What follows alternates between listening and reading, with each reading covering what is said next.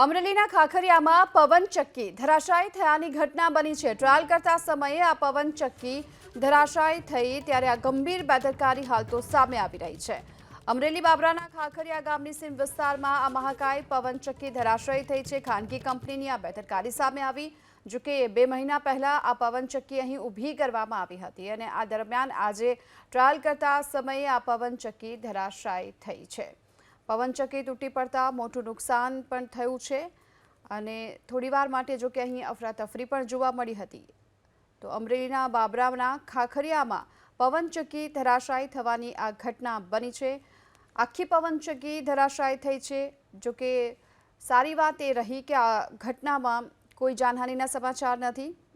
અહીં મજૂરો અને જે ખેડૂતો કામ કરતા હતા તેમનો આબાદ બચાવ થયો છે।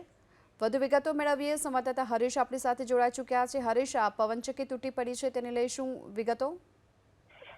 ચોક્કસથી જે બાબરા પંથકની અંદર મોટા ભાગની પવનચક્કી ઊભી કરવામાં આવી છે ત્યારે આજે ઘટના બની છે। બાબરા તાલુકાના જે ખાખરિયા સીમ વિસ્તાર છે ત્યાં પવનચક્કી ખાનગી કંપની દ્વારા ઊભી કરવામાં આવી હતી। ત્યારબાદ તે કંપની દ્વારા પવનચક્કી ઊભી થયા પછી તેને ટ્રાયલ કરતા આ ઘટના બની છે। ટ્રાયલ કરતા સમયે પવનચક્કી જે ધરાશયી બની છે, આખી પવનચક્કી તૂટી પડી હતી।